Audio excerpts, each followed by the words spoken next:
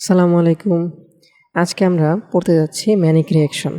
তো ম্যানিক রিঅ্যাকশনের বিক্রিয়কগুলো যদি আমরা একটু খেয়াল করি তাহলে দেখতে পারবো যে আমাদের বিক্রিয়ক সাইডে আছে একটা অ্যামিন, তার সাথে যুক্ত হবে দুইটা কার্বনিল কম্পাউন্ড। এখন এই কার্বনিল কম্পাউন্ড দুইটা কিন্তু সেম না, দুইটার মধ্যে ডিফারেন্স আছে। কীরকম? যে একটা কার্বনিল কম্পাউন্ড হবে নন ইনোলাইজেবল, অর্থাৎ এই কার্বনিল কম্পাউন্ডকে আমি ইনলে কনভার্ট করতে পারবো না। আমরা কি জানি যে একটা কার্বনিল কম্পাউন্ড কিন্তু টটোমারিজমের মাধ্যমে ইনলে কনভার্ট হতে পারে। ইনল কি জিনিস? যেই কম্পাউন্ডে ডাবল বন্ড থাকবে এবং একটা অ্যালকোহল গ্রুপও থাকবে, ওএইচ গ্রুপও থাকবে, সাথে ডাবল বন্ডও থাকবে, সেই কম্পাউন্ডকে আমরা বলতেছি ইনল কম্পাউন্ড। সো আমরা কি জানি কার্বনিল কম্পাউন্ড কিন্তু টটোমারিজমের মাধ্যমে ইনল কম্পাউন্ডে রূপান্তরিত হইতে পারে। সব কার্বনিল কম্পাউন্ডে কিন্তু ইনলে কনভার্ট হইতে পারে না। যেই কার্বনিল কম্পাউন্ডগুলো ইনলে কনভার্ট হইতে পারে তাদেরকে বলে ইনোলাইজেবল কম্পাউন্ড, আর যেই কার্বনিল কম্পাউন্ডগুলো ইনলে কনভার্ট হইতে পারে না তাদেরকে বলে নন ইনোলাইজেবল কম্পাউন্ড। এখন কথা হইতেছে যে কার্বনিল কম্পাউন্ড দেখলে আমরা কীভাবে বুঝবো যে এটা ইনোলাইজেবল কি ইনোলাইজেবল না? এটা বোঝার একটা ওয়ে আছে। যে কার্বনিল কম্পাউন্ডে কোনো আলফা হাইড্রোজেন নাই সেই কার্বনিল কম্পাউন্ডটা হইতেছে ইনোলাইজেবল কার্বনিল কম্পাউন্ড। আর যেই কার্বনিল কম্পাউন্ডে অ্যাটলিস্ট একটা আলফা হাইড্রোজেন আছে তাকে ইনোলাইজেবল কার্বনিল কম্পাউন্ড বলা হচ্ছে। মানে যদি আলফা হাইড্রোজেন থাকে তাহলে ইনোলাইজেবল, আর আলফা হাইড্রোজেন না থাকলে নন ইনোলাইজেবল। এখন এটা কেন সেটা আমরা সামনে আসতেছি ইনশাল্লাহ। সো এখানে যে আমরা অ্যামিনটা ইউজ করছি সেই অ্যামিনটা কমনলি সেকেন্ডারি অ্যামিন, প্রাইমারি অ্যামিনও হইতে পারে, বাট টারশিয়ারি অ্যামিন হবে না। আচ্ছা, সো অ্যামিনের সাথে যুক্ত হইলো দুইটা কার্বনিল কম্পাউন্ড, একটা ইনোলাইজেবল একটা নন ইনোলাইজেবল, এবং আমরা এখানে মিডিয়াম হিসাবে ইউজ করতেছি অ্যাসিডিক অথবা basic medium. Normally acidic medium use করা হয়। সো আমরা পাচ্ছিটা কি? Beta amino carbonyl compound. এখন বিটা অ্যামিনো কার্বনিল কম্পাউন্ড মানে কি? আচ্ছা, আমরা যদি জেনারেল রিঅ্যাকশনটা একটু দেখি তাহলে এইটা হচ্ছে নন enolizable carbonyl compound. Carbonyl compound কি হইতে পারে? এটা অ্যালডিহাইড অথবা কিটোন, নট অ্যাসিড। ঠিক আছে, অ্যাসিড না, অ্যালডিহাইড অথবা কিটোন হইতে হবে। এরপর আছে হচ্ছে 1 ডিগ্রি অথবা 2 ডিগ্রি অ্যামিন। এরপরে আছে হচ্ছে ইনোলাইজেবল অ্যালডিহাইড অথবা কিটোন। সো এখানে আমরা দেখতে পারতেছি যে এইটা হচ্ছে আলফা কার্বন। এটা যদি আমাদের কার্বনিল মূলক হয়, সো কার্বনিল মূলকের সাথে ডিরেক্টলি যেই কার্বনটা যুক্ত সে হচ্ছে আলফা কার্বন, এবং এই আলফা কার্বনের সাথে হাইড্রোজেনটাকে বলা হইতেছে আলফা হাইড্রোজেন। সো আমরা দেখতে পারতেছি এই আলফা হাইড্রোজেন এখানে উপস্থিত ন্যূনতম একটা। সো অ্যাসিডিক মিডিয়ামে এই উৎপাদটা উৎপন্ন হচ্ছে। এখন উৎপাদের দিকে যদি আমরা খেয়াল করি তাহলে দেখতে পারবো যে বিটা অ্যামিনো কার্বনিল কম্পাউন্ড কেন বলা হইতেছে। এইটা যদি আমার কার্বনিল মূলক হয় তাহলে এটা হচ্ছে আলফা কার্বন, এটা হচ্ছে কি আলফা কার্বন, এটা হচ্ছে বিটা কার্বন। এই বিটা কার্বনের সাথে কে যুক্ত আছে? অ্যামিনো গ্রুপ যুক্ত আছে, এর জন্য বলা হচ্ছে বিটা অ্যামিনো। বিটা কার্বনের সাথে নাইট্রোজেনটা বা অ্যামিনো গ্রুপটা যুক্ত আছে দেখে বলা হচ্ছে বিটা অ্যামিনো, এবং যেহেতু কার্বনিল কম্পাউন্ড এজন্য বলতেছি যে বিটা অ্যামিনো কার্বনিল কম্পাউন্ড।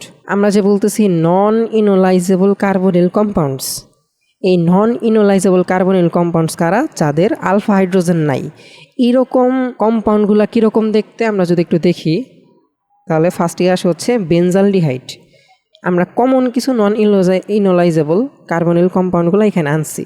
তো শুরুতে কি আছে? বেনজালডিহাইড। বেনজালডিহাইডে যদি আমরা একটু খেয়াল করি, বেনজালডিহাইডের সংকেত হচ্ছে এইটা, এবং আমরা যদি এখানে একটু খেয়াল করি যে এটা হচ্ছে কার্বনিল কম্পাউন্ড, আর কার্বনিল কম্পাউন্ডের সাথে ডিরেক্টলি যেই কার্বনটা যুক্ত সে হচ্ছে এইটা, এবং এই কার্বনের কোনো হাইড্রোজেন নাই। সো এই কার্বনিল কম্পাউন্ডটাকে আমরা নন ইনোলাইজেবল কার্বনিল কম্পাউন্ড হিসেবে ইউজ করতে পারবো। পরেরটা যদি একটু খেয়াল করি, ফর্মালডিহাইড। সব থেকে বেশি ইউজ হয় ফর্মালডিহাইড। ম্যানিক রিঅ্যাকশনে সবচেয়ে বেশি ইউজ হয় formaldehyde as a non enolizable carbonyl compound. এটা হচ্ছে ফর্মালডিহাইড, এবং ফর্মালডিহাইডের দিকে যদি আমরা একটু তাকাই, এই যে কার্বনিল কম্পাউন্ড এবং তার সাথে কোনো কার্বন নাই। কার্বন নাই মানে আলফা কার্বন নাই, এবং আলফা কার্বন নাই মানে আলফা হাইড্রোজেনও নাই। এখন আসে হচ্ছে বেনজোফেনন। বেনজোফেননে দেখো তো কার্বনিল কম্পাউন্ড এবং তার সাথে যে কার্বনগুলো যুক্ত হচ্ছে আলফা কার্বন, এবং আলফা কার্বনে কোনো হাইড্রোজেন নাই। এরপর হচ্ছে পাইভালডিহাইড। পাইভালডিহাইড কীরকম দেখতে দেখো, এটা হচ্ছে সংকেত, এবং কানের সংকেতের দিকে যদি আমরা একটু খেয়াল করি তাহলে দেখো যে এটা হচ্ছে কার্বনিল কম্পাউন্ড, এ পাশে হচ্ছে আলফা কার্বন নাই, তার মানে আলফা হাইড্রোজেন নাই এই সাইডে। আচ্ছা, এক সাইড ঠিক হলো। এখন আরেকটা হাতে দেখি, হ্যাঁ এই হাতে আলফা কার্বন আছে, বাট এই আলফা কার্বনের সাথে কিন্তু কোনো হাইড্রোজেন নাই, তাই না? এই আলফা কার্বনের সাথে কোনো হাইড্রোজেন নাই, তার মানে এই চারটাইকে আমরা ইউজ করতে পারবো। এছাড়াও অনেক নন ইনোলাইজেবল কার্বনিল কম্পাউন্ড হইতে পারে, আমরা এখানে বেশিরভাগ ইউজ হয় এরকম কম্পাউন্ডগুলো এখানে দেখাইছি। এরপরে আসে হচ্ছে কিছু এক্সাম্পলগুলো এখন কেন দেখাচ্ছি, কারণ শর্টে কিভাবে আমরা একটা রিয়াকশন সলভ করতে পারি সেটা দেখানোর জন্য আমি হচ্ছে এখানে কিছু এক্সাম্পল আনছি। এখন কথা হচ্ছে যে এইটা কি, এটা হচ্ছে মাস্ট বি নন ইনোলাইজেবল। একটু আগে আমরা পড়ছি ফর্মালডিহাইড হচ্ছে নন ইনোলাইজেবল, আর এটা হচ্ছে আমার অ্যামিন 2 ডিগ্রি অ্যামিন, তাই না? আর এটা হচ্ছে ইনোলাইজেবল কার্বনিল কম্পাউন্ড, এটা হচ্ছে কার্বনিল মূলক। এবং এখানে যে আলফা কার্বনটা আছে, আমরা জানি কি এখানে অবশ্যই হাইড্রোজেন আছে। কেন কি অবশ্যই হাইড্রোজেন আছে? কয়টা করে হাইড্রোজেন আছে? 2টা করে হাইড্রোজেন আছে, তাই না? এখন আমরা যদি এই বিক্রিয়াটার উৎপাদ বের করতে চাই, তাহলে আমাদের ফার্স্টে এই নন ইনোলাইজেবল কম্পাউন্ডকে একটু ভেঙে লিখতে হবে। লেখার পরে এই এই যে অক্সিজেন এইটুকু তুমি বাদ দিয়ে দাও। যদি বাদ দাও তাহলে কি হয়? কার্বনের 2টা হাত খালি হয়, তাই না? কার্বনের 2টা হাত খালি হয়। এই 2টা হাতে আমরা এখন 2জনকে বসাবো। কাদেরকে বসাবো? সেকেন্ড বিক্রিয়ক কে আছে? এটা হচ্ছে আমাদের সেকেন্ড বিক্রিয়ক। এই সেকেন্ড বিক্রিয়কের হাইড্রোজেনটাকে আমরা যদি সরাই দিই তাহলে কি হচ্ছে? একটা হাত খালি হচ্ছে না? এখন তোমরা বলতে পারো যে ভাই এখানে হাইড্রোজেন কেন সরাইছে, CH3 কেন সরাইনি? আরে ভাই, হাইড্রোজেন সরানো আর CH3 সরানো কি সেম? হাইড্রোজেন সরানো কিন্তু ইজি, তাই না? সো এখানে হাইড্রোজেনটা সরাইলে একটা হাত খালি হয়েছে না? এই যে একটা হাত খালি হইলো, এই একটা হাতের সাথে এই একটা হাত মিলাই দিলাম। আচ্ছা, তাহলে এই কার্বনটার একটা হাত ফিল আপ হইলো, আরেকটা হাত তো খালি আছে। এখন আমরা তৃতীয় বিক্রিয়কটাতে আসি। তৃতীয় বিক্রিয়কটাকে আমাদের এই যে ইনোলাইজেবল কম্পাউন্ড, কার্বনিল কম্পাউন্ড, তাই না? সো এই ইনোলাইজেবল কার্বনিল কম্পাউন্ডের যে আলফা কার্বন আছে, এই যে আলফা কার্বন না, যে কোনো একটা আলফা কার্বন থেকে একটা হাইড্রোজেন আমি সরাই দিব। ধরো এখান থেকে একটা হাইড্রোজেন যদি আমি সরাই দিই তাহলে একটা হাত খালি হইল না? এই একটা হাত দিয়ে এই হাতটাকে ধরবে, তাহলে আমার কম্পাউন্ডটা কীরকম হচ্ছে? কম্পাউন্ডটা হচ্ছে এরকম। এই একটা হাত দিয়ে কার্বনকে ধরছে না? এই যে এই কার্বনকে ধরছে, ওই কার্বনের সাথে আগের থেকেই 2টা হাইড্রোজেন ছিল, এবং এই কার্বনের সাথে এই যে নাইট্রোজেনের একটা হাত যুক্ত হয়েছে। এটাই হচ্ছে আমাদের কম্পাউন্ড। এই যে দেখো আমাদের সেই কম্পাউন্ড। তাহলে দ্বিতীয় যে এক্সাম্পলটা আমি দিছি, দ্বিতীয় এক্সাম্পলটা তোমরা নিজেরা করবা। কিভাবে করবা? ফার্স্টে এখানে নন ইনোলাইজেবল কম্পাউন্ডটা কে সেটা খুঁজবা। নন ইনোলাইজেবল কম্পাউন্ডকে মাস্ট বি, এটা আমরা একটু আগে পড়ছি, বেনজালডিহাইড, তাই না? এখন এখান থেকে এই যে অক্সিজেনটাকে তুমি বাদ দাও তাহলে 2টা হাত খালি হইলো। এই 2টা হাতের একটা হাত যুক্ত হবে এই নাইট্রোজেনের সাথে, যে কোনো একটা হাইড্রোজেনকে বাদ দিয়ে দিবা, তাহলে একটা হাত খালি হইলো না? সেই একটা হাতে এই নাইট্রোজেনটা এসে বসবে, এবং আরেকটা হাত যে খালি আছে, এই কার্বনের আরেকটা হাত যে খালি আছে, সেই হাতের সাথে কে বসবে? দেখো এইখানে একটা জিনিস খেয়াল করো, যে এইখানে এই যে এটা হচ্ছে কি আলফা কার্বন না? এই আলফা কার্বনে অবশ্যই একটা হাইড্রোজেন আছে, তাই তো? সো এই হাইড্রোজেনকে যদি আমি সরাই দিই তাহলে একটা হাত খালি হইলো না? তাহলে এই কার্বনটা এসা এই কার্বনে যুক্ত হবে, এই নাইট্রোজেনটা এসা এই কার্বনে যুক্ত হবে, ও বাদ, এই বাদ, আর এখানের হাইড্রোজেনটা বাদ। বুঝতে পারছো? তাহলে দেখবা এই যে এই কম্পাউন্ডটা তৈরি হয়েছে। এখন আসো হচ্ছে মেকানিজমে। একটা জিনিস আমরা এখনও বলি নাই, যে কেন আলফা হাইড্রোজেন থাকলে ইনোলাইজেবল এবং আলফা হাইড্রোজেন না থাকলে নন ইনোলাইজেবল। এটা আমরা সামনে জানতে পারবো, একটু পরেই জানতে পারবো। সো মেকানিজমের স্টেপ 1-এ আছে হচ্ছে ফরমেশন অফ ইমিনিয়াম আয়ন। মেকানিজমের শুরুতেই হচ্ছে আমার যেই নন ইনোলাইজেবল কম্পাউন্ডটা আছে, সেই নন ইনোলাইজেবল কম্পাউন্ডের যে কার্বনিল গ্রুপটা আছে, কার্বনিল গ্রুপের যে অক্সিজেন আছে, সেই অক্সিজেন তার লোন পেয়ার দিয়ে, যেহেতু আমাদের অ্যাসিডিক মিডিয়াম অবশ্যই H+ আয়ন আছে, সো সেই H+ আয়নকে সে কী করবে? আকৃষ্ট করবে তার লোন পেয়ার দিয়ে।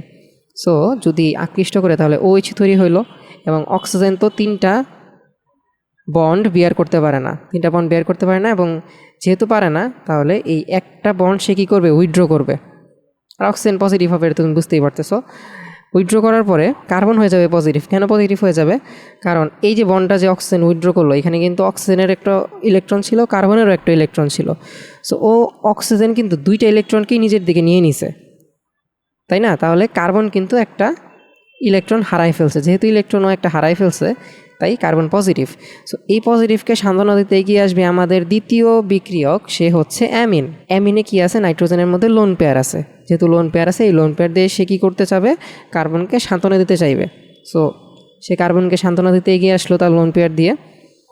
তাহলে নাইট্রোজেন আর কার্বনের মধ্যে বন্ড তৈরি হবে। 3টা বন্ডের উপরে সে কিন্তু বেয়ার করতে পারে না, যেহেতু 4টা বন্ড হয়ে গেছে এখন, তার জন্য নাইট্রোজেন পজিটিভ হয়ে গেল। তাহলে নাইট্রোজেন কি করবে, এই পজিটিভিটি সে সরানোর চেষ্টা করবে। সে সরাবে কীভাবে, দেখো এই হাইড্রোজেনকে নাইট্রোজেনটা ছেড়ে দিবে। হাইড্রোজেনকে যদি নাইট্রোজেনটা ছেড়ে দেয় তাহলে কি হবে, এই যে বন্ডটা ছিল, এই বন্ডে হাইড্রোজেনেরও একটা ইলেকট্রন ছিল, নাইট্রোজেনেরও একটা ইলেকট্রন ছিল। এখন এই হাইড্রোজেনকে যদিও কোনো ইলেকট্রন ছাড়া ছেড়ে দেয় তাহলে এই বন্ডের 2টা ইলেকট্রনই কিন্তু নাইট্রোজেনের হয়ে গেল। তাহলে যেই একটা ইলেকট্রন ডেফিসিয়েন্সি ছিল তার, সেটা কিন্তু ফিল হয়ে গেল এবং এই হাইড্রোজেনটা কি খালি হাতে চলে গেল H+ আকারে, H+ আকারে বের হয়ে গেল। তাহলে কনভার্ট হলো এই কম্পাউন্ডে, এখান থেকে এই কম্পাউন্ডে কনভার্ট হলো।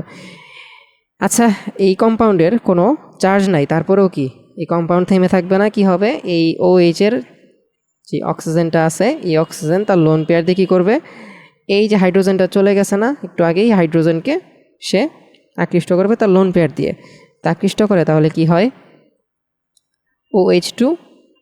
OH2 হয় না, আর অক্সিজেনের উপরে একটা পজিটিভ চার্জ। কেন পজিটিভ চার্জ, কারণ অক্সিজেন কিন্তু 2টার বেশি বন্ড তৈরি করতে পারে না, যেহেতু একটা বন্ড এক্সট্রা হয়েছে তাই আমরা প্লাস দিলাম। এবং অক্সিজেন চাইবে কি এই প্লাসটাকে যেভাবেই হোক সরাইতে। কীভাবে সরাবে সে, প্লাস কীভাবে সরে, একটা ইলেকট্রন পাইলেই তো সরে, তাই না। সো অক্সিজেন কী করবে, এই যে বন্ড, এই বন্ডের 2টা ইলেকট্রন নিয়ে সে চলে যাবে, এই বন্ডের 2টা ইলেকট্রন নিয়ে সে চলে যাবে।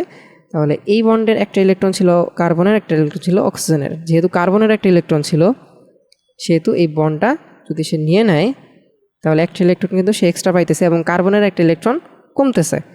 সো নেক্সট স্টেপে কি কার্বন পজিটিভ হবে এবং এই OH2 যে বের হবে, OH2 মানে কি, OH2 মানে হচ্ছে H2O, H2 আকারে বের হয়ে যাবে। এবং আমরা কি জানি H2 একটা গুড লিভিং গ্রুপ। তো এখন কার্বন পজিটিভ হয়ে গেল। এখন নাইট্রোজেন, এই নাইট্রোজেনটা কি করবে, কার্বন যে পজিটিভ আছে সেই কার্বনকে সে সান্ত্বনা দেওয়ার জন্য কি করবে, তার লোন পেয়ার দিয়ে সাহায্য করবে। আচ্ছা, লোন পেয়ার দিয়ে সে কী করলো, এই কার্বনকে সাহায্য করলো এবং কার্বনকে সে নিউট্রাল বানাইলো, কিন্তু নিজে আবার কি হয়ে গেল, পজিটিভ চার্জ হয়ে গেল। ওকে, সো এইটাই হচ্ছে আমাদের ইমিনিয়াম আয়ন। কেন ইমিনিয়াম আয়ন, কারণ কার্বন আর নাইট্রোজেনের মধ্যে কি আছে, ডাবল বন্ড আছে। সো এটা হচ্ছে একটা ইমিন, যেহেতু একটা আয়ন এটা, এর জন্য আমরা বলতেছি ইমিনিয়াম আয়ন। যদি আয়ন না হইতো, মানে কোনো চার্জ না থাকতো, তাহলে আমরা বলতাম ইমিন সল্ট। আচ্ছা, এরপরে আসা হচ্ছে ফরমেশন অফ ইনল। দেখো আমরা ইমিন সল্ট কিন্তু বানাই ফেলছি, বা ইমিনিয়াম আয়ন কিন্তু বানাই ফেলছি। এখন স্টেপ 2তে আসো। স্টেপ 2তে ব্যাকগ্রাউন্ডে আবার যে ইনোলাইজেবল কম্পাউন্ডটা ছিল ও হচ্ছে ইনলে কনভার্ট হইতে থাকবে। এই স্টেপে আমরা বুঝতে পারবো কেন আলফা হাইড্রোজেন থাকলে ইনল আর আলফা হাইড্রোজেন না থাকলে নন ইনোলাইজেবল। এই যে ইনোলাইজেবল কার্বনিল কম্পাউন্ড, তার অক্সিজেনটা কি করবে, হাইড্রোজেনকে আকৃষ্ট করবে তার লোন পেয়ার দিয়ে। যেহেতু অ্যাসিডিক মিডিয়াম হাইড্রোজেনকে আকৃষ্ট করার পরে এখন অক্সিজেন কি চাইবে, যে এই প্লাস চার্জটা না থাকুক, এবং সে কী করবে, কার্বনের সাথে যে ডাবল বন্ড তার মধ্যে একটা বন্ড সে উইথড্র করবে। সো উইথড্র যদি করে কার্বন হয়ে যাবে পজিটিভ। এখন দেখো এই কার্বনের পাশের কার্বন, যেটাকে আমরা বলছি আলফা কার্বন, এই আলফা কার্বনে হাইড্রোজেনটা থাকার কারণে হাইড্রোজেন ছাড়া কিন্তু খুব ইজি, এই আলফা কার্বন কী করবে, এই হাইড্রোজেনটাকে ছেড়ে দিবে এবং এই বন্ডটা হচ্ছে কার্বনের সাথে ক্রিয়েট হবে। হাইড্রোজেনের সাথে যে বন্ডটা ছিল সেই বন্ডটা এখন কি কার্বনের সাথে ক্রিয়েট হবে এবং কার্বন কার্বন ডাবল বন্ড তৈরি হলো। দেখো এখানে হচ্ছে কার্বন কার্বন ডাবল বন্ড এবং OH একত্রে আছে, এর জন্য ইনল। এখানে হচ্ছে ইন আর হচ্ছে অল, এই হচ্ছে ইনল কম্পাউন্ড, তাই না। এখন দেখো এখানে যদি হাইড্রোজেনটা না থাকতো, তো অন্য কোনো বাল্কি গ্রুপ থাকতো, বড় কোনো গ্রুপ থাকতো, সেই ক্ষেত্রে কিন্তু এই কার্বনটা থেকে, আলফা কার্বন থেকে কিন্তু ওই বাল্কের গ্রুপটা সরানো যাইতো না, হাইড্রোজেনটাকে সে ইজিলি ছেড়ে দিতে পারছে। সো আলফা হাইড্রোজেন না থাকলে কোনোদিনও এই আলফা কার্বন তার পাশের কার্বনের সাথে ডাবল বন্ড ক্রিয়েট করতে পারবে না। এই কারণে আলফা হাইড্রোজেন থাকা মাস্ট ইনোলাইজেবল কার্বনিল কম্পাউন্ডের জন্য। আচ্ছা, সো আমাদের ইনল তৈরি হয়ে গেল, এদিকে হচ্ছে আমাদের ইমিনিয়াম আয়ন তৈরি হয়ে গেল। এখন এই ইমিনিয়াম আয়ন আর এই কার্বনিল কম্পাউন্ড, মানে ইনোলাইজড কার্বনিল কম্পাউন্ড বা ইনল কম্পাউন্ড, এখন রিঅ্যাক্ট করবে। ফার্স্টে এই অক্সিজেনটা কি করবে, অক্সিজেনের যে লোন পেয়ার আছে এই লোন পেয়ার দিয়ে সে কার্বনের সাথে ডাবল বন্ড ক্রিয়েট করার ট্রাই করবে। যদি ট্রাই করে তাহলে কার্বন তো কি 5টা বন্ড ক্রিয়েট করতে পারে না, সো কার্বন কী করবে, এই ডাবল বন্ডটাকে ছেড়ে দিবে। ছেড়ে দিলে দেখো তো এই কার্বনে নেগেটিভ চার্জ ক্রিয়েট হবে। এই কার্বনে যদি নেগেটিভ চার্জ ক্রিয়েট হয় মানে এই কার্বনে ইলেকট্রন এক্সট্রা থাকবে। সো এই এক্সট্রা ইলেকট্রন দিয়ে সে কী করবে, ওই যে আমাদের আয়নটা আছে না ইমিনিয়াম আয়ন, সেই ইমিনিয়াম আয়নের কার্বনকে অ্যাটাক দিবে। এখন এখানে একটা কোয়েশ্চেন আসতে পারে যে এই নেগেটিভ কার্বনটা কেন নাইট্রোজেনকে অ্যাটাক দিচ্ছে না, যেখানে নাইট্রোজেন পজিটিভ? কারণটা হইতেছে আমাদের এই ইমিনিয়াম আয়নে আসলে ইলেকট্রন ডেফিসিয়েন্ট কে ছিল? কার্বন ছিল না?